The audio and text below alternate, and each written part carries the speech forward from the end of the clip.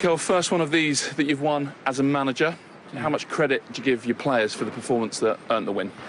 Full credit to do the way we done it today. After 2.5 days coming back from Europe to play the intensity, to show the quality that we've done, and the spirit that we showed throughout the game, it was incredible. Going 1-0 down after the way we were playing is really disappointing, and probably the worst case scenario for us to play against a team like Spurs. But I think we reacted with a lot of personality. We kept playing, and I think we deserve the win. Nice, calm final 10 minutes? Well, the last 10 minutes probably is the worst we've played. We could not manage the game. We could not manage the tension. We should have done much better, and that's one of the things that we have to improve as a team. Do you think it is a step forward that you did see it through, though, or was it for your liking too reliant on luck just in that last part of the game? I think so, too reliant on luck. With the way that we played throughout the game, we should have won a much comfortable way, and you have to see out the game in a much comfortable position. Things to improve. What was the key to your control of the match? Like you say, even when you went 1-0 down, you seem to have a lot of joy down your left. Yeah. Well, we prepared the game trying to exploit some areas that we believe we could, but after is merit to the players. I think we had some really strong performances today.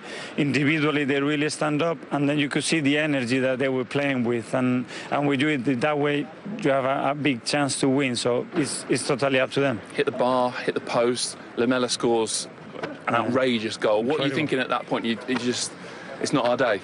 No, that this is football. It's about how you react after that, and this team has shown recently that they have the reaction within them, that they're not going to give up, they're going to keep trying and keep believing. And I think what we've done, we kept playing, generating chances, generating a lot of good situations, and we got rewarded for that. If you put the two North London derbies maybe side by side, then the last one and today, how much progress do you see? A lot, but I think we played quite well the previous one, but they are so efficient. They don't need much to score a goal to create any dangerous situation. You've seen that today again. The first goal that Lamela scored, that's pure quality, is incredible goal. But yeah, it's still a lot to improve, but I think we're in the right direction. Clear penalty for you for the winner? I haven't seen it, but on the bench they said it was clear, so I don't know. Yeah, just one more on Aubameyang. You gave us some details before the match without going too much into it. It has been reported during the match that he was late. Now, if that's the case, it just says, why was it important for you to take such firm and decisive action with him? Because we have a way of living together that we have to respect each other, and that's it. But he's an incredible guy. He's probably one of the most important players in the team. He's our captain. These things happen, we move forward. Let's enjoy the victory tonight, and let's dedicate it to our fans, of course. Is it more disappointing, though, because he is the captain? These things happen in football. We have 24, there's a lot of things going on in our lives. People are finding it really difficult to handle all the restrictions that we had as well, and it's part of our job. Just last one on it. Is it right that he was late? Was that the problem? I will never tell anything that happens on that dressing room. I can tell you the reason, but not the facts. All right, well done. Well done. Thank you, Mikel. One to lose, of course. How did you see it out there today? No post-match interviews for referees? No, not at the moment. It's a pity. Well, I think we played really bad in the first half. The 1-1 was not a fair reflection of the first half. We were poor. Defending bad, no intensity, no pressing. Even in terms of creating attacking football, some important players hiding. First half, really bad. In the second half, we only had space to improve, which we did. And then is a question for a question, but an impossible question because they don't speak. But to be a question for Michael to answer, and probably Paul Tierney too, because he was the VAR. But according to Kevin Friend, the referee told that he had a clear vision, and the VAR didn't want to go against. But let's go back to the beginning. We played very bad in the first half. In the second half, the game was under control, so we recovered what we lost in the first half, which was the control of the game. In the second half, we had the control of the game. We made changes to try to win it, and then is a penalty, and after penalty, a second yellow card for Lamela. But even so, the team in the last 20-25 minutes, with 11 or with 10, the team tried to get a different result. That's it. Given obviously the officials aren't going to come out and answer questions and speak, just tell us, what did you see with the penalty incident? No, what I see was from the bench, I have just a feeling, but of course I am 40-50 meters away. And you've seen it back?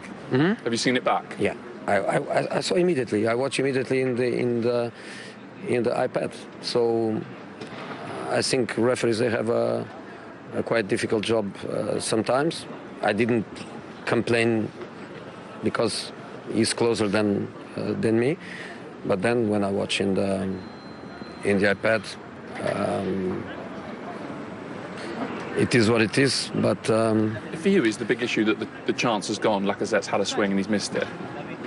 Do you have a different opinion than that? No, I just wondered. It's something you brought up immediately in the interview. You know, if somebody has a different opinion, it has to be one of the big Arsenal fans with a season ticket in one of these chairs is the only one that I would accept a different view, because then that's the passion speaking. Apart of that, I wouldn't accept that anyone has a different view, because it's too obvious. One other thing you mentioned, you said it I think in your first answer, big players hiding. Does it hurt you to have made the early changes that you did today, not including Son, of course, it was an injury, but to come out and have to say that in a North London derby? You know, but if they didn't better, it's because they couldn't do better. And I'm not even going in the direction of individuals, because the team is a team. I belong to the team. I am so guilty of that first half as the players are. The good thing is that we really improve in the second half. Even before the changes, we come to the second half with a complete different control of the game. We made the changes to give what we thought would improve the team, which in the end did it, even playing with 10 men. But then I repeat, is a penalty that I prefer to stay on this and say just was a mistake by Michael Oliver. Players get tired of so many matches, coaches get tired, referees, maybe they get tired. He had a game midweek, I don't know, Champions League or Europa League, maybe tired. And normally I'm very unlucky with him, because my record with him on penalties is astonishing. With Chelsea, United, Tottenham, doesn't matter the club, I'm very, very unlucky with such a good referee. Thank you. Thank you. Thank you. Irony, had Aubameyang been starting and been captain, Lacazette wouldn't have been on the pitch and wouldn't have scored the penalty. Now, before we just get to the awarding of it, Tottenham again, as we discussed at half-time, didn't help themselves before the challenge, did they? No, they didn't. And the thing with Tottenham and the way Tottenham were today, with the players that they had starting up front, you was thinking that they were going to cause Arsenal problems simply because of the way Arsenal have been playing recently. You know, the 14 goals that they've scored previous to this game, 7 of them have been from individual mistakes. So you're thinking that Tottenham are going to put Arsenal under pressure. It didn't happen. It didn't happen at all. It was very lacklustre. They looked, like the gaffer said, they looked like a team that's tired. And I think that Arsenal very much had total control of the game in the way they passed the ball. Yeah, you see here, Wrighty, I think we all sort of discussed during the game, that they're very wide here, about to play the goal kick, but then as soon as they lose the ball, and Pepe does really well to read it, you see that the fullbacks just can't get in quick enough. Doherty in particular can't get close enough to Lacazette, and the ball from Pepe is brilliant. In between the centre-half and the fullback. He misses the ball, Lacazette, but he gets caught afterwards, and there's a big debate whether it was a penalty or not. Yes or no from all three of you? What do you think? Unfortunately, his touch is poor there. He's had a shot at it, and he's missed it. Penalty or not penalty, Wrighty? For me, I'll be happy to take that penalty, but I wouldn't be happy for that to be awarded, because look, he has a shot. If he misses, it's over the bar. It's gone. So you don't get it. No, but listen, Arsenal deserve to win the game, but there's no penalty there for me. He hasn't impeded him. He's missed the ball completely. Now, I'd like to ask the question, if that ball flies over the bar, say he shoots and he hits it over the bar, would the referee give that decision? No. Would VAR give the decision as a penalty? No. No way. He thinks he's being impeded from his angle where he is, Michael Oliver, but it's VAR that really have got to step in. They've got to step in. It's when you've missed something, and from the angles of referee, it's all about the angles on the on-field referee. He's missed something there. There's no contact. He hasn't impeded him and put him off and made him miss the ball. He's missed the ball because his technique wasn't good. Michael? No penalty for me. And even Lacazette in his interview just said, I was lucky to get the penalty. So, I mean, there's probably three no's there, but, you know, two people that matter said it was. Well, it was one, really, in Portini in VAR, wasn't it? So let's speak to Dermot Gallagher. Derm, we've got 3 no's in here. Had you been Paul Tierney and looking at that, what would you have said? Well, I think Lacazette summed it up, didn't he, when he said he thought he was lucky, and if the player himself thinks it's lucky, I'm in his camp, I think he's lucky. I think that the problem is, Steve, that if you look where Michael Oliver is, he sees Sanchez come in. This is also interesting because the minute it's happened, this is his view, this is his angle. And you see, the challenge goes in there. So in his head, he's thinking that Sanchez is going to take Lacazette and he goes down. In his mind, that's what he computes. When you follow it through, you see there, Lacazette actually kicks into Sanchez. But I think Michael Oliver immediately says to the VAR, look, this is what I've seen, this is what I think, this is what I'm comfortable with. And I actually think it's a difficult one for the VAR to overturn because what Michael Oliver has fed back to him, he can understand. So I don't think it falls within the criteria. But I go back to what Lacazette said at the start. I think it's lucky to be given. So, sorry, Dermot, is that not a 100% case where he then sends him over to the screen, the monitor, to look again himself? Because it is about the angle that Michael Oliver's got, which is the problem.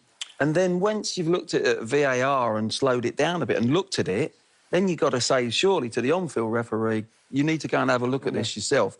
So you're actually almost saying to him, look, you might not think it's the same decision after you've seen it on screen. Yeah, I think, you know, there's a lot of truth what you say there, Glenn. But this is Michael's angle, and this is what I said at the start. I think he sees the leg up and he thinks he takes Lacazette's leg. I don't think he sees the miss. He sees the ball go off. But he then, as you see him talking to Paul Tierney, and he's explaining what he's seen and what he's given. And I think on what Paul Tierney's been told and what he's seen, it's difficult for him to overturn that. So I think he's stuck with the on-field decision.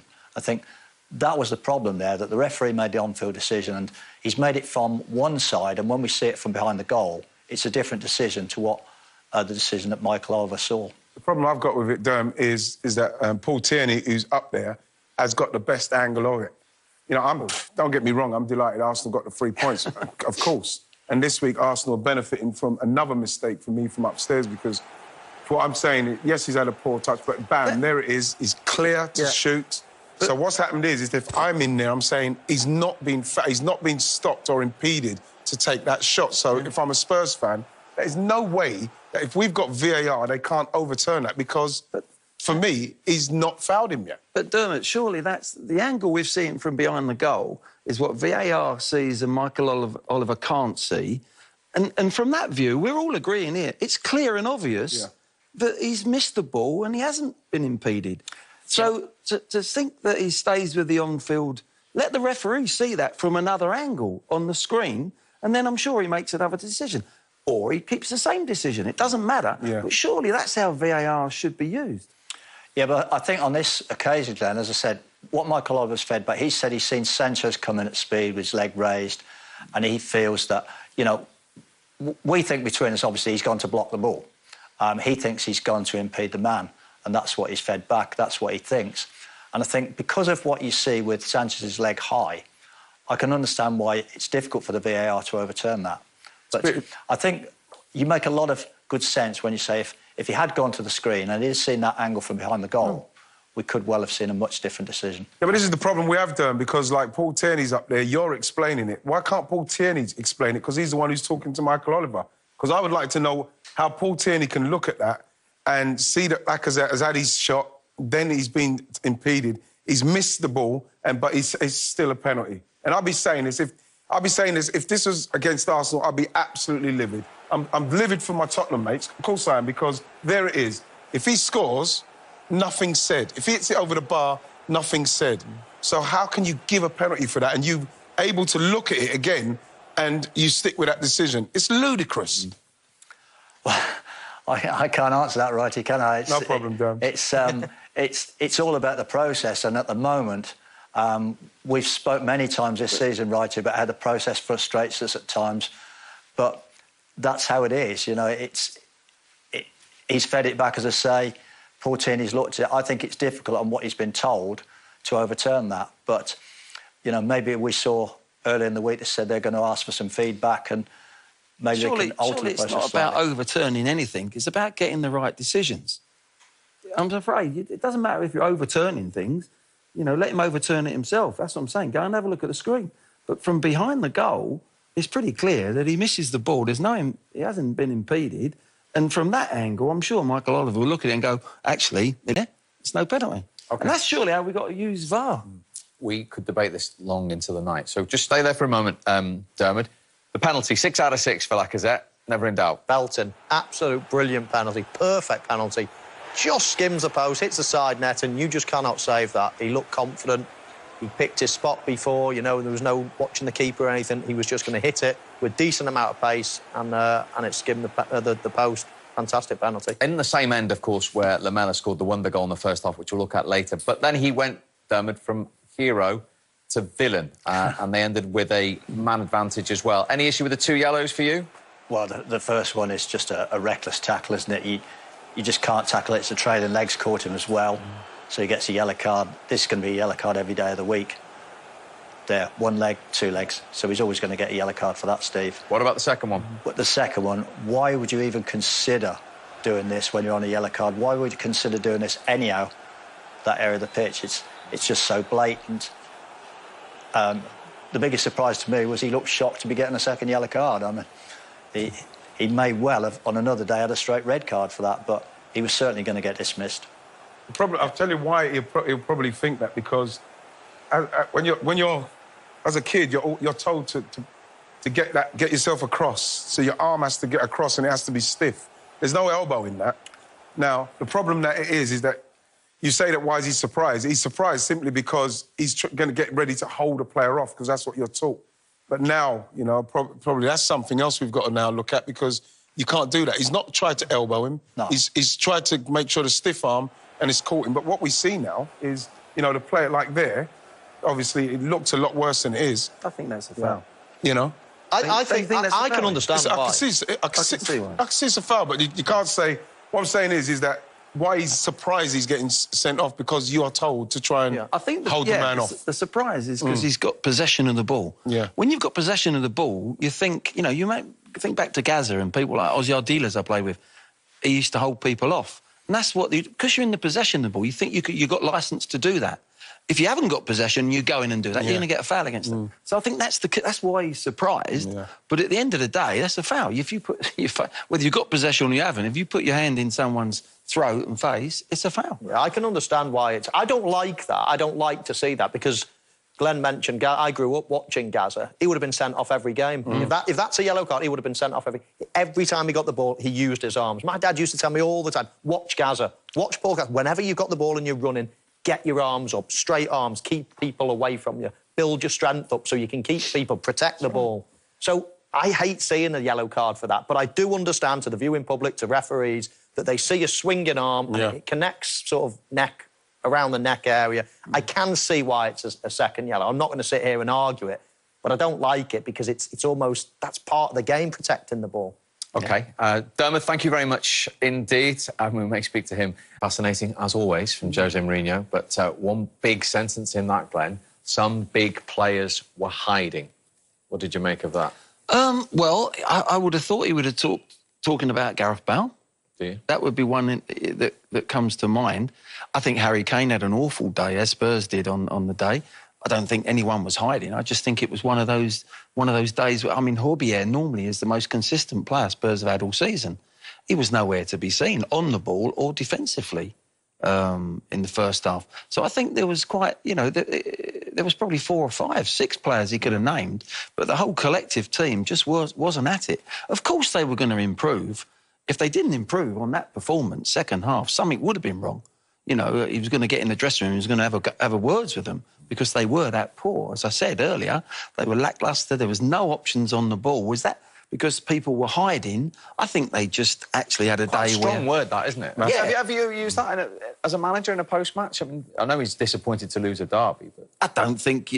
I think you can assume that people might be hiding. You don't know what's going through their mind. They can feel off, they can feel tired, they can feel a little bit sluggish. You know, that happens to us all. We've all had that in our game, you know. There's days where... And if you have 8 or 9 players playing like that, City looked like that a few weeks ago against Man United, to be honest.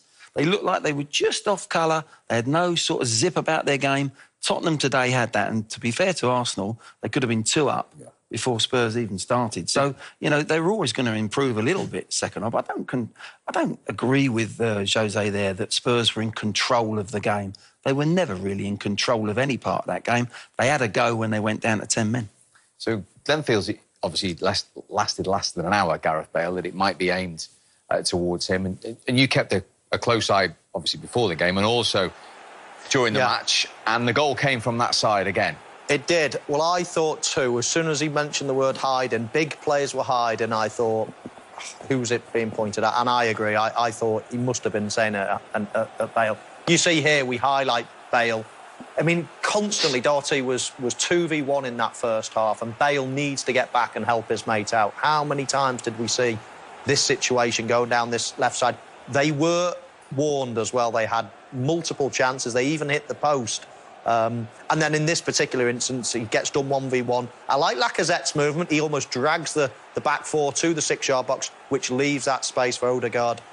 And he... Well, I mean, it's not easy to keep it down, and that's the main priority when you're in that position. You're quite a way out, you try to hit it, keep it on target, and he gets a bit of luck, but nothing short of what Arsenal deserved. You know, when you look at, even when you look at that there, you see Ndombele getting back. Listen, you got someone like Gareth Bale, and Gareth Bale's at the stage of his career where he's offensive, he's doing his offensive work. Now, if you've got 2 guys playing that pivot gaffer, surely once that's happening, then one of them have to move across, because you can't tell me that you're honestly getting... Gareth Bale, at this stage of his career, to be running back, doing that stuff, because he's in that team for what he does offensively. When he can pick the ball up anywhere, he can be dangerous. So as much as we're digging out Gareth Bale there, and he could have done a bit more work, then I'm thinking, well, what's Ndombele doing and what's Højbjerg doing in respect of when they're breaking on that left side to go and help him? Go and help Doherty. But that's the key to it all. That's the key to it all. That's why Bergwijn played against the top teams.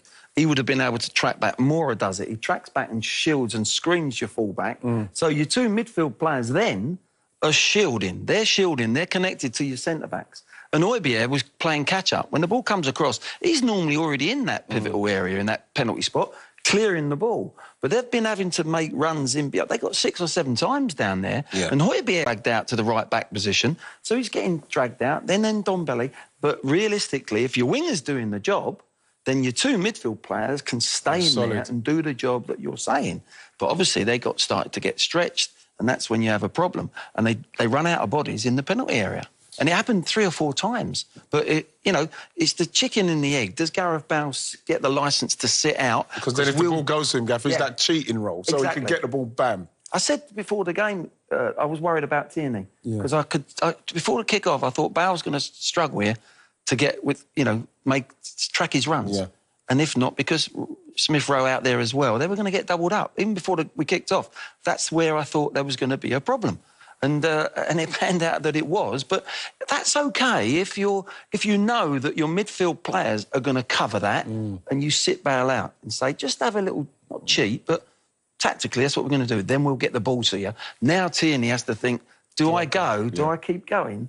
But it wasn't like that. He was playing catch-up all the time. He was never in a secure defensive position, Bale.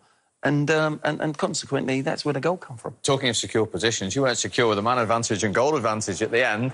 And when this happened, your heart was in your mouth. Honestly, Gabriel, though, we're talking... He's done brilliantly there. I think Sanchez he's tried to hit that on the fly. He's done well to even get to it, but, of course my heart was in my mouth at this stage, because I think that Arsenal deserve to win this game and what they've done, because, you know, we've already spoken about the manager and the decision he's made to leave the top goal scorer out. So Arsenal had to play and they had to win this game, because if they didn't, he would have come under a lot of stick.